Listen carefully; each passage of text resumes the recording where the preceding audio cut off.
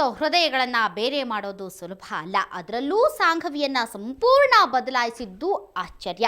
ಅಲ್ಲಿ ಆಡಿದ ಮಾತಿಗೂ ನಡ್ಕೊಂಡ ರೀತಿಗೂ ನಂತರ ಪೊಲೀಸ್ ಠಾಣೆಯಲ್ಲಿ ಮಾಡಿಕೊಂಡ ಪ್ರೂಫಿಗೂ ಯಾವ ಬೆಲೆನೂ ಉಳ್ಕೊಳ್ಳಿಲ್ಲ.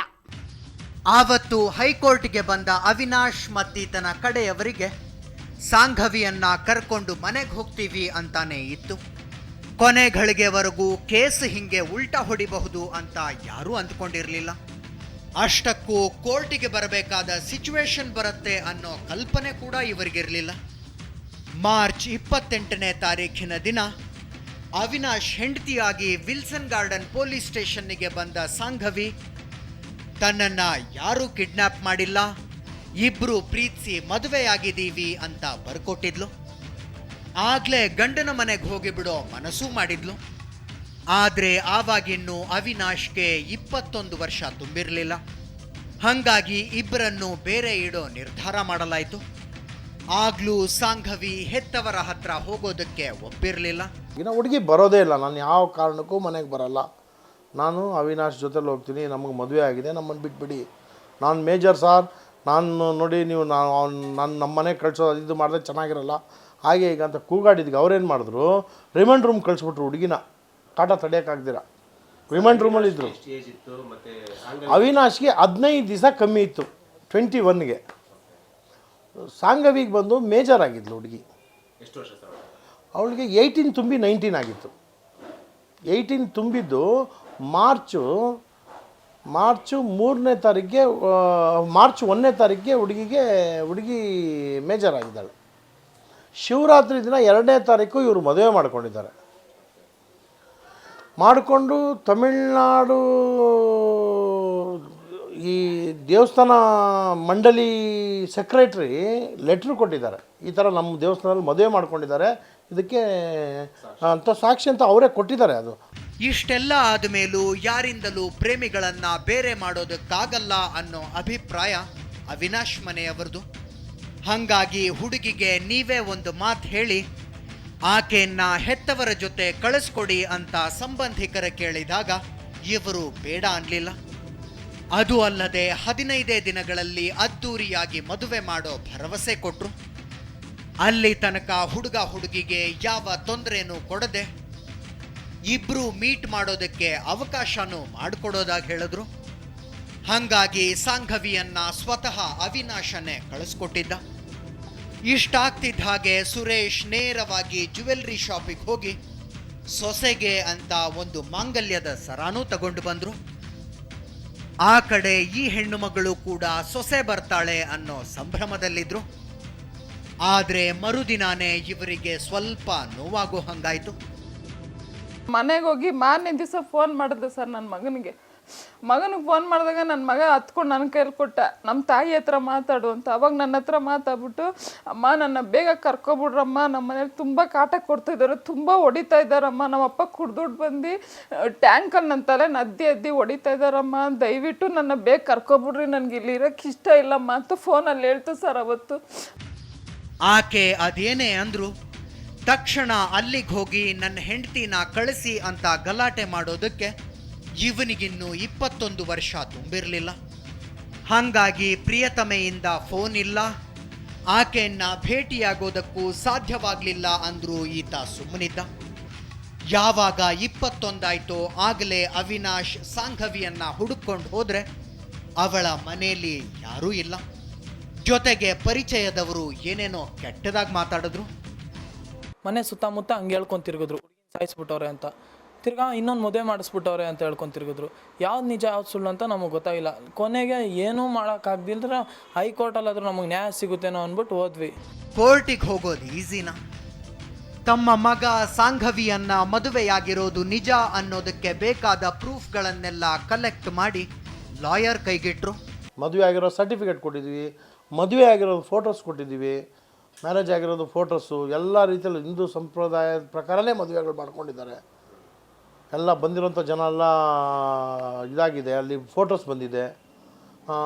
ಮತ್ತು ತಿರ್ಗಾ ಹುಡುಗಿ ಸ್ಟೇಷನಲ್ಲಿ ಬರ್ಕೊಟ್ಟಿದ್ದೆ, ನಾನು ಮದುವೆ ಆಗಿದ್ದೀನಿ, ನನ್ನ ಗಂಡನ ಜೊತೆ ನನಗೆ ಹೋಗಕ್ಕೆ ಬಿಡಿ, ನನ್ನ ಈ ರೀತಿಯಲ್ಲಿ ನೀವು ಕಳಿಸ್ತಾ ಇರೋದು ಕಾನೂನು ಪ್ರಕಾರ ತಪ್ಪಾಗುತ್ತೆ. ಹಂಗೇನಾದರೂ ನೀವು ಕಳಿಸಿದ್ದು ನನಗೇನ ಇವರು ಇನ್ನು 15 ದಿವಸದಲ್ಲಿ ನನ್ನ ಗಂಡನ ಹತ್ರ ತಂದು ಬಿಟ್ಟಿಲ್ಲ ಅಂದರೆ ನನ್ನ ಮನೆಯವರು ಕಾನೂನು ಪ್ರಕಾರ ಇವ್ರ ಮೇಲೆಲ್ಲ ಕಂಪ್ಲೇಂಟ್ ತೊಗೊಂಡು ಇವ್ರ ಮೇಲೆಲ್ಲ ಕೇಸ್ ತೊಗೋಬೇಕು ಅಂತ ಹುಡುಗಿನೇ ಓನ್ ಸ್ವಂತ ಅವಳ ಕೈಯಿಂದನೇ ಬರೆದು ಕಂಪ್ಲೇಂಟ್ ಬರೆದು ಸ್ಟೇಷನಿಗೆ ಕೊಟ್ಟು ನನ್ನ ಗಂಡನಾಗಲಿ ನನ್ನ ಗಂಡನ ಮನೆಯವ್ರಿಗಾಗಲಿ ಯಾವುದೇ ತೊಂದರೆ ಆದ್ರೂ ನಮ್ಮ ಮಾವ ನಮ್ಮ ತಂದೆ ತಾಯಿ ಇವರೆಲ್ಲರೂ ಜವಾಬ್ದಾರರಾಗ್ತಾರೆ ಅಂತ ಸ್ಟೇಷನ್ಗೆ ಹೇಳಿಕೆ ಕೊಟ್ಟು ಸ್ವತಃ ಅವರೇ ಕೈಯಿಂದ ಬರೆದು ಸ್ಟೇಷನ್ ಇನ್ಸ್ಪೆಕ್ಟ್ರ್ ಹತ್ರನೇ ಕೊಟ್ಟು ಆಮೇಲೆ ಇನ್ಸ್ಪೆಕ್ಟ್ರ್ ರೂಮಲ್ಲಿ ಅವ್ರೂ ಕ್ಯಾಮ್ರಾ ರೆಕಾರ್ಡಿಂಗೂ ಆಗಿದೆ.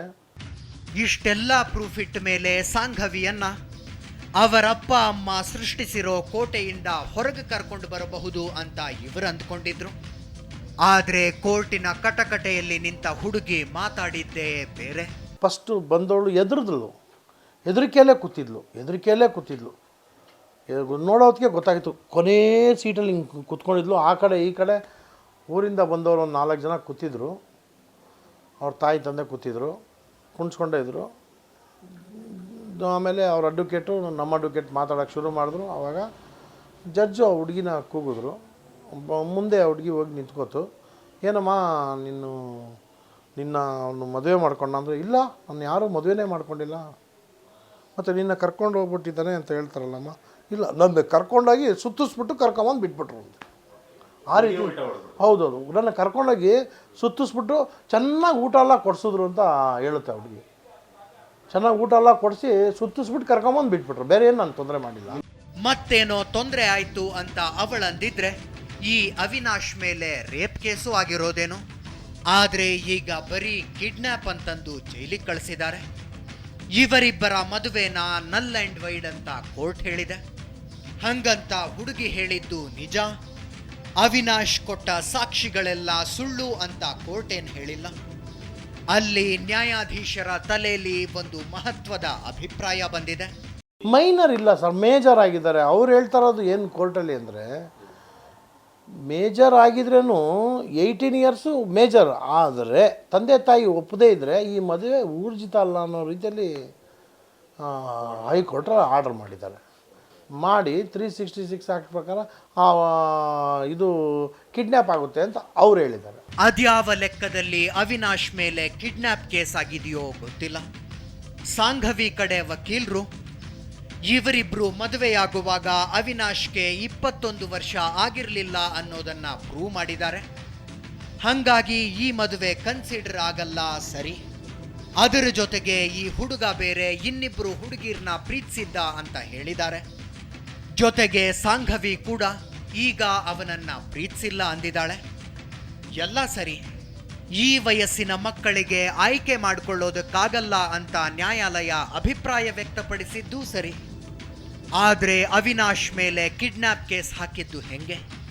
ಅವರಿಬ್ರು ಓಡ್ ಹೋದಾಗ ಹುಡುಗಿ ಮೈನರ್ ಇದ್ಲು ಅನ್ನೋ ಕಾರಣಕ್ಕೆ ಆ ಕೇಸ, ಅಥವಾ ಈ ಹುಡುಗಿ ನೇರವಾಗಿ ಜಡ್ಜ್ ಎದುರಿಗೆ ನಿಂತು ಅವಿನಾಶ್ ನನ್ನ ಕಿಡ್ನ್ಯಾಪ್ ಮಾಡಿದ್ದ ಅಂತ ಒಂದು ಸ್ಟೇಟ್ಮೆಂಟ್ ಕೊಟ್ಟ ಮಾತ್ರಕ್ಕೆ ಆ ಕೇಸ? ಹಂಗೆ ನೋಡೋದಕ್ಕೆ ಹೋದ್ರೆ ಮದುವೆ ವಿಷಯದಲ್ಲಿ ಇವನು ಮೈನರೇ. 21 ವರ್ಷ ಆಗದಿರೋ ಹುಡುಗನನ್ನ 18 ವರ್ಷ ಆಗಿರೋ ಹುಡುಗಿ ವರಿಸಿದ್ರೆ ಅಥವಾ ಜೊತೆಗೆ ಕರ್ಕೊಂಡು ಹೋದರೆ ತಪ್ಪಲ್ವಾ? ಅವಿನಾಶ್ ಮನೆಯವರು ಸಾಂಘವಿ ವಿರುದ್ಧ ಕೇಸ್ಗಳನ್ನೇನು ಮಾಡೋದಕ್ಕೆ ಹೋಗಿಲ್ಲ. ಆದರೆ ಅವಳು ಯಾವತ್ತೂ ನಮಗೆ ಬೇಡ ಅಂತಿದ್ದಾರೆ. ಬೇಡ ಸರ್, ಅವಳು ಒಟ್ನಲ್ಲಿ ನನ್ನ ಮಗನಿಗೆ ನ್ಯಾಯ ದೊರಕಬೇಕು, ಅವಳು ಮಾತ್ರ ಬೇಡ ಅಷ್ಟೇ. ಪಾಪ, ಈ ತಾಯಿ ಮಗ ಜೈಲಿಗೆ ಹೋಗಿರೋ ನೋವಲ್ಲಿ ಕಣ್ಣೀರು ಹಾಕ್ಕೊಂಡು ಮಗನಿಗೆ ನ್ಯಾಯ ಸಿಗಬೇಕಿತ್ತು ಅಂತಾರೆ. ಇದೇ ದುಃಖದಲ್ಲಿರೋ ತಂದೆ ನೋವನ್ನ ಹೊರಹಾಕೋದು ತೀರ್ಪಿನ ಬಗ್ಗೆ ಅಸಮಾಧಾನ ತೋರಿಸಿ. ಇದನ್ನು ಎಲ್ಲ ಬುದ್ಧಿಜೀವಿಗಳು ಯೋಚನೆ ಮಾಡಲಿ. ಇದು ಮುಂಚೆಲ್ಲ 18 ವರ್ಷ ಮದುವೆ ಆಗಿರೋರ್ದೆಲ್ಲ ಮೋಸ್ಟ್ಲಿ ಕ್ಯಾನ್ಸಲ್ ಆಗುತ್ತಾ ಅಂತ ಯೋಚನೆ ಮಾಡಬೇಕಾಗುತ್ತೆ ನಾವು. ಯಾಕಂದರೆ ನಮ್ಮ ಹುಡುಗನ ಕೊಟ್ಟಿರೋ ತೀರ್ಪು ಅದೇ ತಾನೆ. 21 ವರ್ಷ ಹುಡುಗಿಗಾಗಿರ್ಬೇಕು, 21 ವರ್ಷ ಹುಡುಗನಿಗಿರ್ಬೇಕು. ಸರಿ, 18 ವರ್ಷ ಆಗಿರೋ ಹುಡುಗಿರ್ದಲ್ಲ, ಹಂಗಾದ್ರೆ ಮದುವೆ ಆಗಿರೋದೆಲ್ಲ ಕ್ಯಾನ್ಸಲ್ ಆದಂಗೆ ಲೆಕ್ಕ ಆಯ್ತಲ್ಲ. ಈಗ ಹಂಗಾದ್ರೆ ಎಲ್ಲ ಕ್ಯಾನ್ಸಲೇ ಮಾಡಬೇಕಾಗುತ್ತಲ್ಲ. ಈಗ ಜಡ್ಜ್ ಸಾಹೇಬರು ಕೊಟ್ಟಿರೋ ತೀರ್ಮಾನ ಆ ರೀತಿಯಲ್ಲೇ ಇದೆ. 18 ವರ್ಷ ಆಗಿರೋರ್ದೆಲ್ಲ ಕ್ಯಾನ್ಸಲ್ ಆಗಬೇಕಾಗುತ್ತೆ. 18, 19, 20 ವರ್ಷ ಆಗಿರೋರ್ದು ಮದುವೆಗಳೆಲ್ಲ ಕ್ಯಾನ್ಸಲ್ ಆಗಬೇಕಾಗುತ್ತೆ. ಇವಾಗ 21ಕ್ಕೆ ಆಗಬೇಕಾಗುತ್ತೆ. ರೂಲ್ಸ್ಗಳೆಲ್ಲ ಆದ ಮೇಲೆ ಫಾಲೋ ಮಾಡಬೇಕೇ ಹೊರತು ಆಗಿರೋದನ್ನ ಬದಲಿಸಲ್ಲ. ಅಷ್ಟಕ್ಕೂ 18 ವರ್ಷದ ಹುಡುಗಿಯರು ಮ್ಯಾಚ್ಯೂರ್ಡ್ ಆಗಿರಲ್ಲ. ಅವರಿಗೆ 21 ವರ್ಷ ಆಗೋ ತನಕ ಮದುವೆ ನಿರ್ಧಾರನ ಪೋಷಕರು ಸಮ್ಮತಿಸಬೇಕು ಅನ್ನೋದು ನ್ಯಾಯಾಲಯದ ಅಭಿಪ್ರಾಯ. ಅದು ರೂಲ್ಸು ಅಲ್ಲ, ತೀರ್ಪು ಅಲ್ಲ. ಆದರೂ ಜಸ್ಟಿಸ್ ಭಕ್ತವತ್ಸಲಂ ಮತ್ತು ಜಸ್ಟಿಸ್ ಗೋವಿಂದರಾಜು ಅವರ ಆಬ್ಸರ್ವೇಷನ್ನು ನಾಳೆ ಬೇರೆ ಬೇರೆ ನ್ಯಾಯಾಧೀಶರ ಆಬ್ಸರ್ವೇಷನ್ ಆಗಬಹುದು. ಅದನ್ನೇ ಕಾನೂನು ಮಾಡೋ ಬಗ್ಗೆ ಯೋಚನೆ ಬಂದರೂ ಬಂತೆ. ಒಟ್ನಲ್ಲಿ ಸಾಂಘವಿ ಮತ್ತು ಅವಿನಾಶ್ ಕೇಸು ಸಾಕಷ್ಟು ಮಹತ್ವದೆನಿಸಿದೆ. ಪ್ರೀತಿಯ ಹೆಸರಲ್ಲಿ ಒಂದೇ ಸಮನೆ ನಡೀತಿರೋ ಅವಘಡಗಳನ್ನು ನೋಡಿದ್ರೆ ಅದನ್ನ ಕಡಿವಾಣಕ್ಕೆ ತರೋ ಕಾನೂನೊಂದು ಬೇಕು ಅನ್ಸುತ್ತೆ. ಆಗ ಹೆತ್ತವರ ತಲೆನೋವು ಕಡಿಮೆ ಆಗಬಹುದು ಅಲ್ವಾ? ಅಷ್ಟಾದ್ರೆ ಕಾಲೇಜ್ ಕ್ಯಾಂಪಸ್ ಪ್ರೀತಿ ಪಶ್ಚಾತ್ತಾಪವಾಗಿ ಮಾರ್ಪಡಲ್ವೇನೋ? 18ಕ್ಕೆ ಮೇಜರ್ ಆದ್ರ ಮಾತ್ರಕ್ಕೆ ಆಯ್ಕೆಯ ಸಾಮರ್ಥ್ಯ ಬಂದಿರಲ್ಲ ಅನ್ನೋ ನ್ಯಾಯಾಧೀಶರ ಅಭಿಪ್ರಾಯಕ್ಕೆ ಎರಡು ಮಾತಾಡೋ ಹಾಗಿಲ್ಲ. ಹಾಗಂತ ಅದು ಪ್ರೇಮ ವಿವಾಹಕ್ಕೆ ವಿರೋಧ, ಪ್ರೇಮಿಗಳಿಗೆ ಮಾಡೋ ಅನ್ಯಾಯ ಅಂತೇನೂ ಅಲ್ಲ. ನಿಜವಾದ ಪ್ರೀತಿಗೆ ಯಾವತ್ತಿದ್ರೂ ಜಯ ಸಿಕ್ಕೇ ಸಿಗುತ್ತೆ. ಪ್ರೀತಿ ಪ್ರೇಮದ ಹೆಸರಲ್ಲಿ ಅವಘಡಗಳು ನಡಿಬಾರ್ದು ಅಂತ ಹೇಳ್ತಾ ಇವತ್ತಿನ ಎಪಿಸೋಡ್ನ ಮುಗಿಸ್ತಾ ಇದ್ದೀವಿ. Good bye.